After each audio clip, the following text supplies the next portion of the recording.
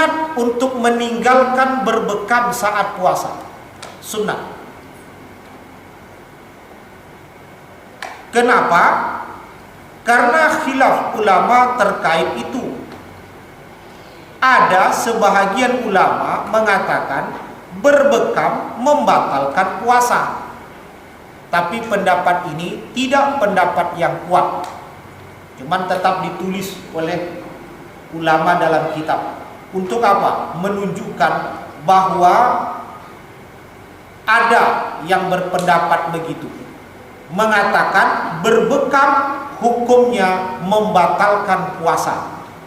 Walaupun pendapat ini bukan pendapat kuat, dengan pendapat seperti inilah maka oleh ulama yang banyak mengatakan kalau begitu hindarilah berbekam itu.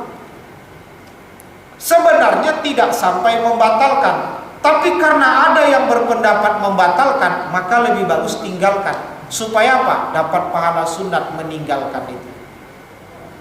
Kalau tak tahan kali, sakit kali umpamanya, tak kepala, biasa berbekam baru ringan. Ya kalau memang suntik sama menghirup angin, mencium bau angin. Kalau bersuntik, mana kemarin yang sudah membatalkan puasa, kalau tidak silap saya sudah kita baca, bersuntik itu tidak membatalkan puasa. Dengan catatan disuntik bukan pada wilayah rongga, di paha, di sini umpamanya, di bahu sini suntik. Batalkah puasa? Tidak. Termasuk kalau ada orang saat puasa diimpus. Batalkah puasa? Tidak. Tapi kecuali impusnya tuh selang makanan ke mulut, kali itu batal lah. Karena rongga terbuka. Sejauh tidak masuk benda ke dalam tubuh melalui rongga terbuka, tidak membatalkan. Makanya suntik, impus tak batal.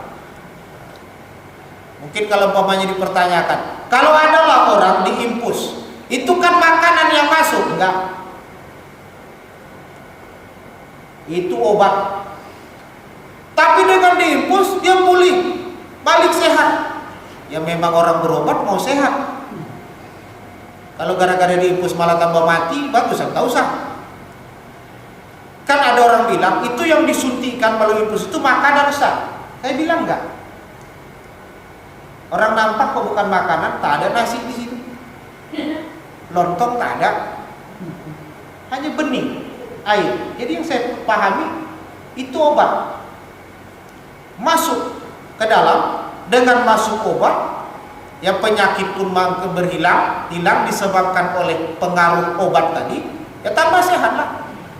Jadi ada jamaah kalaulah pakai impus Ustaz tak membatalkan puasa, enaklah orang puasa diimpus saja, itu konyol.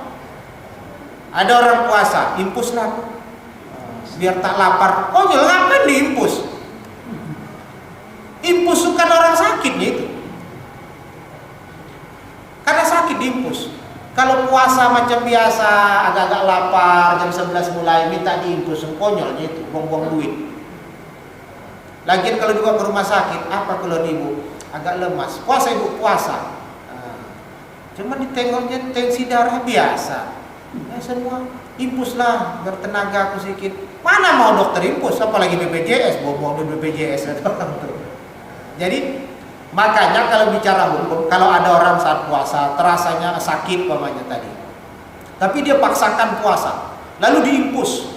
Setelah diimpus kembali terjadi reaksi, agak pulih kesehatannya, kuat dia puasa, sah puasanya, sah. Tapi ada benda yang masuk ke dalam tubuhnya, ya, tapi tidak melalui rongga terbuka, itu boleh. Itu tidak membatalkan. Yang membatalkan kalau masuk melalui rongga terbuka, lubang hidung, mulut, kuping, ada beberapa lubang di tubuh kita ini. Udah itu masing-masing aja lah.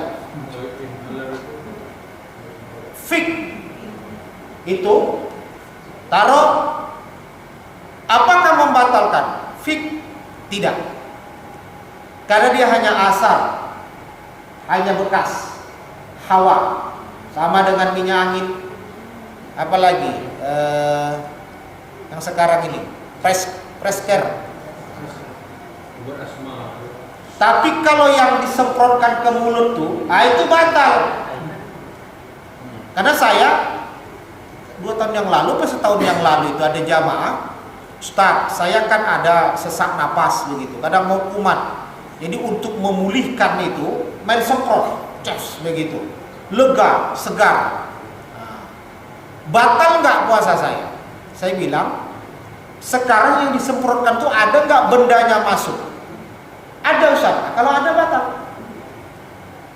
Dan waktu itu akhirnya besok dibawa bapak tuh, lagi ditunjukkan sama saya, disemprotkan begitu. Ada, memang ada, keluar begitu. Macam apa inilah, baygot disemprotkan terus. Dan begitu masuk, terasa itu ke tenggorokan kata bapak nih. Saya bilang batal lah kalau begitu. Tapi kalau umpamanya tadi membahas hawanya saja, fik itu hawanya, kan nggak ada benda yang keluar, hawa dari dalam itu sama dengan minyak angin kita taruh sini, sama dengan minyak wangi kita taruh, sama dengan kuini tadi, kuini wangi kuini. Tapi kalau kuini itu dirasai itu lain babnya dah. Jadi fik inhaler itu untuk flu itu tidak membatalkan. Tetapi kalau mensemprot itu batal. Kenapa batal? Masuk melalui rongga. Masuk melalui rongga. Kalau tidak masuk melalui rongga, benda itu insya Allah tidak. Makanya disuntik tadi.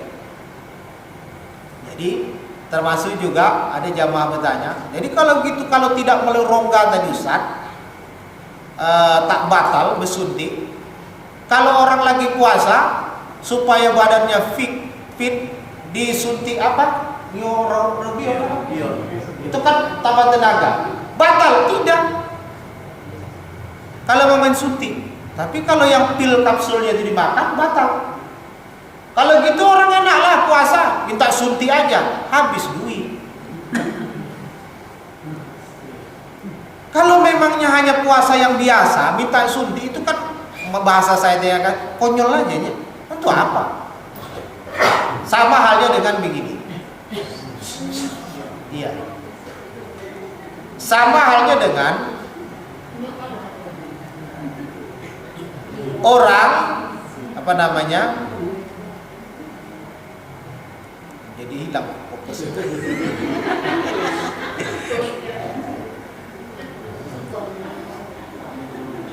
Begini. Dia besok mau puasa. Lantas ada orang bilang, makanlah suplemen ini. Vitamin kalau kita makan malam hari sebelum sahur, besok tak akan ada lapar, haus, kita tak akan ada. Kita akan biasa saja. Kuat fisik dengan suplemen tadi, bawahnya vitamin tadi. Dimakannya malam hari.